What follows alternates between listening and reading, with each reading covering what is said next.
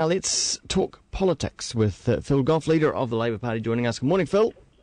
G'day, Wammo. How are you? I'm very, very well. Well, of course, the All Blacks won the quarter-final last night. That means National is on track to be re-elected in November.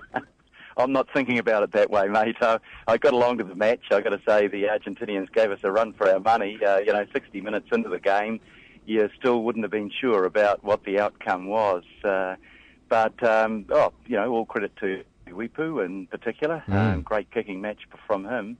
And, good feeling in the crowd. Although, I've got to say, at the beginning of the match, huge anticipation that we were going to romp home, and things went a bit quiet there for a while. So you never know.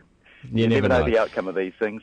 Now, another big test for the national government, though, with the oil spill off the coast of Tauranga there. How would you rate the government's reaction so far? I think it was too slow to begin with. Nothing seemed to happen for a couple of days. There wasn't much public information out there, and there wasn't really a sense of urgency. And I just wondered whether they were fully aware of what the potential seriousness of the situation was, or whether they were slow to react. But given that we've got the scale coming up in the next 24 hours or so, a couple of days delay that might have been avoided is the difference between, if the ship breaks up, a devastating, wastage of the shoreline, or not having a huge problem. You'll still have a problem with the containers on board because they won't be able to get them off for quite a while. But the oil, that needed to come off urgently, and the fact that they only started pumping last night was probably about 24 or 48 hours after when it might have happened. But the experts say that, it's a delicate operation, we get safety first and all that, and it takes a while to gather all the equipment together. So I'm not sure what the government could have really have done. Well, I think that's something that we're going to have an investigation in after the event. Look, you just imagine if that had have seriously ruptured the tanks on impact, you can't wait 4 or 5 days before you start responding. So, if our contingency plans require that sort of delay before you can respond, then they're not good enough. So with that said, then, how about a moratorium on risky deep-sea oil drilling? Well, what I've said about that is we're not against oil exploration per se, but we're not going to have oil exploration at the expense of the New Zealand environment. And the Gulf of Mexico showed the scale of the disaster that can happen. So what we'd want to see is legislation as strong as possible before any licence to prospect and drill is given, and it seems to have happened the other way around. And we would want to see the most stringent environmental controls that you can put in place in the event that an accident happened, and we would want to see the most stringent controls that you can put in place to avoid an accident. You just imagine what would happen with the Gulf of Mexico type scenario in New Zealand when we're thousands of kilometres away from the sort of equipment that we'd need.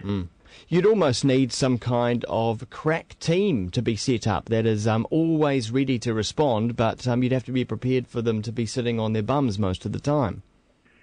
Well, whichever way you looked at it, you would have to have a system that was designed to stop an environmental catastrophe, because all of the royalties in the world that you get from oil aren't worth the disaster that could mean to New Zealand's pristine shoreline. These things take years and years to clean up, as we've seen in the Gulf of Mexico and as we saw in Queensland.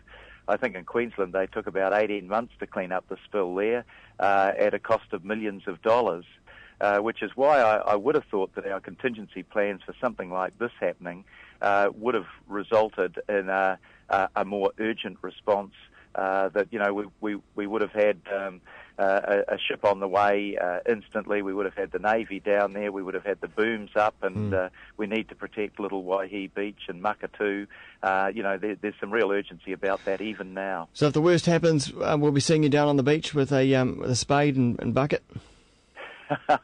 Well, I'm not sure about that. I did go down after the Christchurch earthquake and went out with the Student Volunteer Army, which was a great experience actually. Just watching the way how effectively the students came together at short notice using the social media, and we were out there working with a great group of young people, helping people clean up their sections. That was it was a terrible disaster that happened in Christchurch, but in some respects it still brought out the best in people. No university in Tauranga though, is there? No, well, it's Bay of Plenty Polytech, but it would require. At the moment, they're not calling for volunteers, but we're not quite there yet. What we want to do is prevent rather than clean up afterwards, and that's why we want the booms out there as quickly as possible. Yeah. Now, last week in Parliament, John Key said that a change of government could result in a downgrade from AA+ to AA. However, Standard & Poor's this morning are contradicting that claim by the Prime Minister, saying that a change of government in New Zealand would not affect our credit rating at all. Yeah, well, he's got egg all over his face, and it's the sort of thing that the Prime Minister's too prone to do, making allegations totally unfounded in any fact. And Standard & Poor's have come straight back and said that that's not true. But they've actually gone further than that, Wammo, which is really interesting. When they were asked what we needed to do to get the ratings restored, Corin Curry said, we needed sustained improvement in our external position, stronger exports, and improvement in public savings. And then he said, getting back to what New Zealand was actually doing 3 years ago.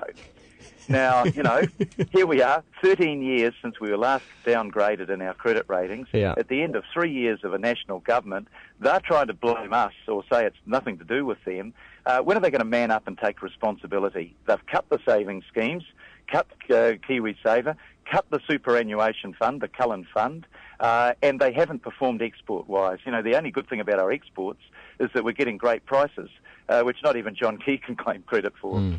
Who would have thought? Who would have thought that Standard & Poor's would prefer the policies of a Labour government to a national government? When you'd imagine the buddies that John Key would have created over his years in that finance sector would have meant something, but obviously not. Well, maybe what they're saying is that a currency speculator isn't the best person to deal with a financial crisis. I mean, the currency speculators were the cause of the problem, Wammo. They weren't the solution.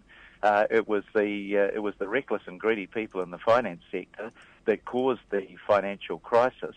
And, look, let's give some fair credit to the last Labour government. In the good years, we paid off our debt. In 2008, we were in surplus in the government accounts. Now we're 30% of GDP in debt on the government accounts. Now, yep, there was an earthquake in that, but that wasn't the only factor. When you're giving billions of dollars each year to the wealthiest people of the country in tax cuts and you're borrowing to pay for that, you're not managing the economy right. Phil Goff, hey, thanks for your time.